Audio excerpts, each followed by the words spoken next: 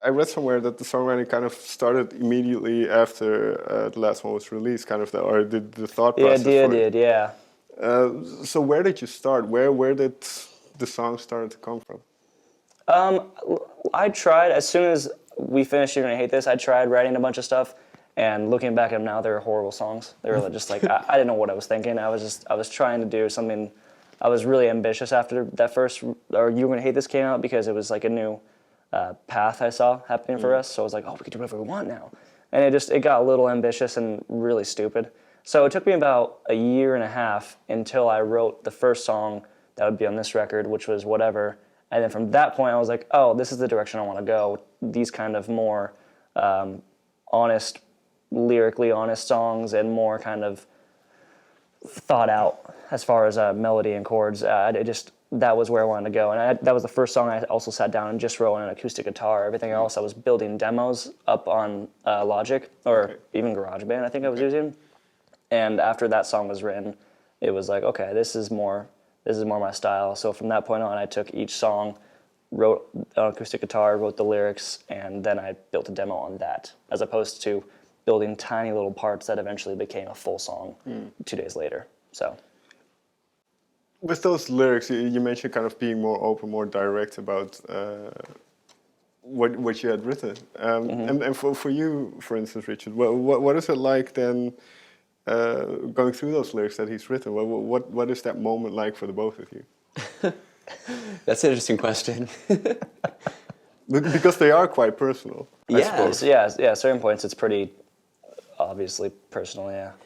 It's funny for me because I don't have the same perspective on his lyrics as our fans do, for example, because when I listen to our songs and I hear Mikey's lyrics, that just sounds like my friend talking. You know what I mean? Like, and I feel like a lot of our fans, they see themselves in your lyrics, and they see You don't imagine yourself in my song? Of course I do. I don't mean that. But it's weird for me because it is honest, and it just it almost it doesn't even faze me because it's just like conversations I've had with him. You know what I mean? Yeah, because I've already talked to you about all that stuff. Yeah, I already told you. You know who I'm talking about. Yeah. Exactly. I never thought of that before. That's interesting. Yeah. Huh. See, we're learning about each other right now. This is a great interview. Perfect. but for you then, was it easy to kind of open yourself up a little bit more, or because some of the things are quite, I don't want to say dark, but they talk about, I think, substance abuse in some with prescription medicine and that kind of stuff. Yeah. I've never had a drug problem by any means. I'm not, but I have mental health problems, and I've tried medication before, and a lot of times I ended up just not treating the medication correctly. So there's dark things like that. There's embarrassing things that I wouldn't ever talk about with other people because I'm insecure about certain shit. So I mean, and then there's the obvious relationship stuff where I'm talking about something very specific. And I even say her name at one point, and it's like that for me. It's someone I hadn't talked to in 2 years, and for me, I'm always like, is this going too far? Is this going to get to the point where I'm going to have this ex-girlfriend come after me and try to get this not released? It gets a little scary because I'm not sure if I'm being too much of a blatant dick. So, but Did she? No. She didn't come after me with anything mean or anything like that. I mean, I think she was always cool about songs. Even back when we were dating, she was cool about songs about her that were maybe not so favorable. You're Going to Hate This. We also had long story, but she was cool about it. As far as it's honest. Yeah, honesty is great. That's how you make great art. Well, because I'm guessing this is because I wrote down a name and I'm not gonna say it now, but it's in the song Alone, I suppose. Exactly. Yeah. That's it. Yeah. And what I wonder, because usually when I talk to people, when they write about real people in their lives, they usually change the name or they kind of try to make it more cryptic. Or how come you want it to be as direct as possible? Because it rhymes with baby.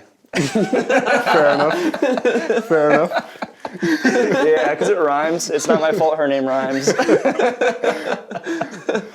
honestly. And again, though, I wrote that song at a time when we were still together even. So it was a song for her. Okay. And then we broke up and I changed the lyrics a little bit. Fair. So that makes sense. Yeah. Then there's one other song.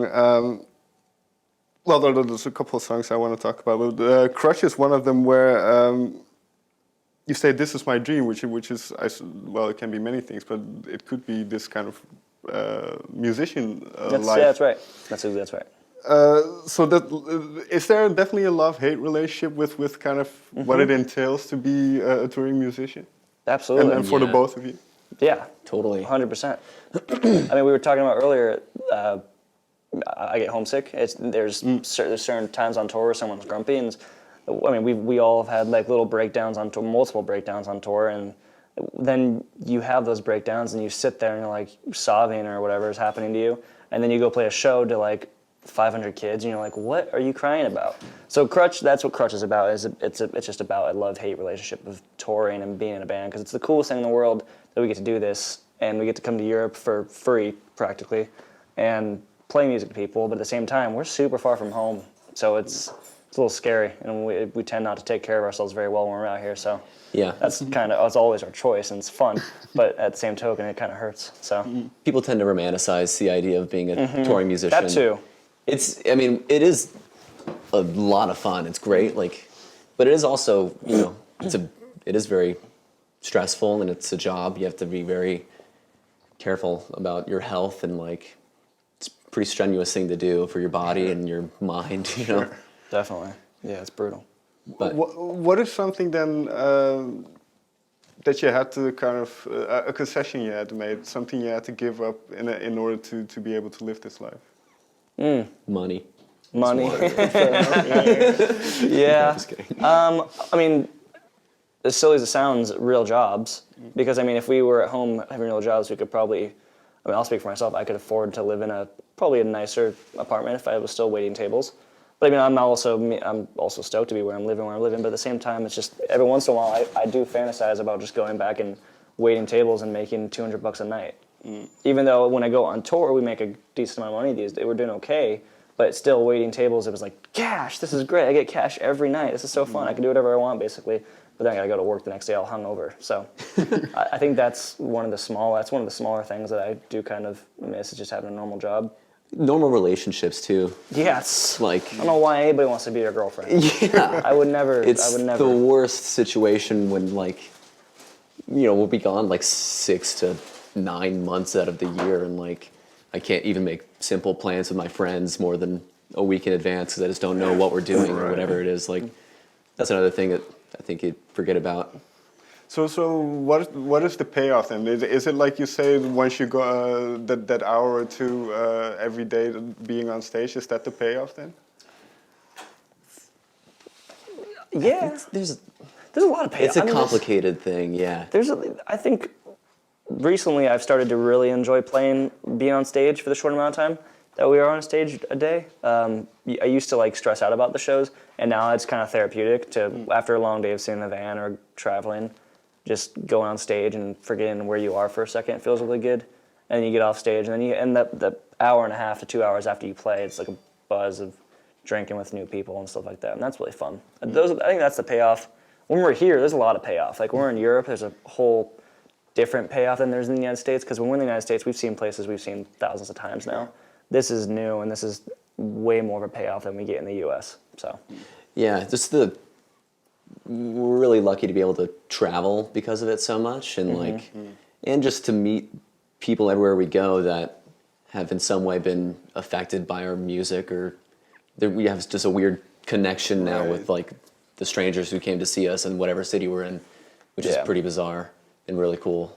Well, with that in mind then, because have the reactions been different for this for the newer album, Hypochondriac? Have you noticed, because you've opened yourself up maybe a little bit more? Live shows? Or just in general? Yeah, just anything. Yeah, I mean, as always, we got shit for it. because we get, I don't know if I can curse on this, I'm sorry. Yeah, You can, okay. Yeah. We got No worries. shit for No it. worries. No, yeah, we got shit for it from kids that had to listen to us since the old days, and they don't hear the same lo-fi sound they want. So that was a little different. But then when you play shows, and for me, I notice when we play new songs up at Hypochondriac, there's a lot more. I feel, maybe it's because I'm paying more attention, there's a lot more emotional connection. I have a lot more people come up to me and say like, these songs mean a lot to them, as opposed to like the song first mosh pit was what they said for the last record. It was like, oh, that was my first straight, my stage dive. And this record we get a lot more like that song is really important to me, which is really cool to me. That was one of my goals, is to make personal stories general enough so people can put themselves in it too, but they're also exactly what happened to me. So I think that's the biggest difference I see between this album and the rest of the records, is that people have more of a personal connection to it. But some of them just fucking hate it. Yeah, that'll always be the case. And whatever. Yeah. You can't please everyone. Yeah. No. But finally then, to round off, when did that title Hypochondriac, because it does make sense if you go through the lyrics a little bit, but when did it make sense to you to use that as the album title?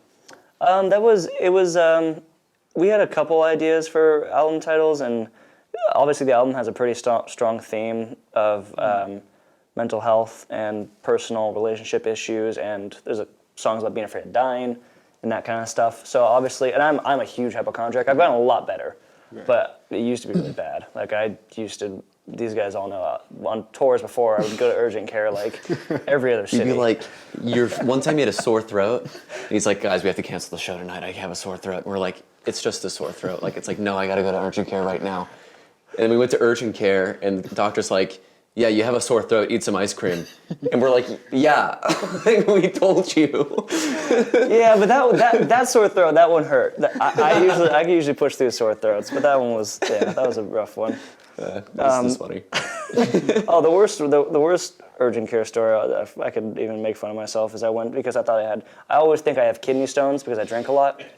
I drink enough where I feel like something's always wrong with my kidneys or my liver. So I went to the doctor because I had this pain right here. And urgent care before a show, and they get me in there. I'm like having a panic attack, freaking out about it. And they do an x-ray of my stomach, and she was like, okay, so basically you're full of shit. You need to take a shit. And you're like, no, I swear, I feel bad. I was completely just constipated. So she gave me some whatever laxatives, and I shit my brains out. But so anyways, Hypochondriac, I think that was a decision we made because it's a pretty obvious theme. You know, I was just about being a wreck and not wanting to die, or not wanting to lose people, or not wanting to lose yourself. So very last question then. Delving into all these things, and like you say, mental health, and then whatever issue you might have, and writing them down and creating something out of it, does it help? With the problems? Well, just does it absolutely alleviate some of the anxieties? Totally. On the ground level, writing a song takes your mind off everything, for me at least. And I would do it in a way where I'd wake up and I wouldn't eat until the song was done, a demo was done. So it put me in like a really meditative kind of situation, which was awesome for me. And then on top of that, getting it out there and talking about it, it brings people who are like, dude, I have the same fucking problems. It opens up a new world to have a conversation with other people. And that's something I think, doesn't happen very often, is people can be like, dude, I have pretty bad anxiety too, and I know what you're talking about. So it definitely helps. It's therapeutic through a bunch of people you don't even know. So I think it works out. All right. Gentlemen, thank you very much for your time. So thanks, man. Thank you. Appreciate it.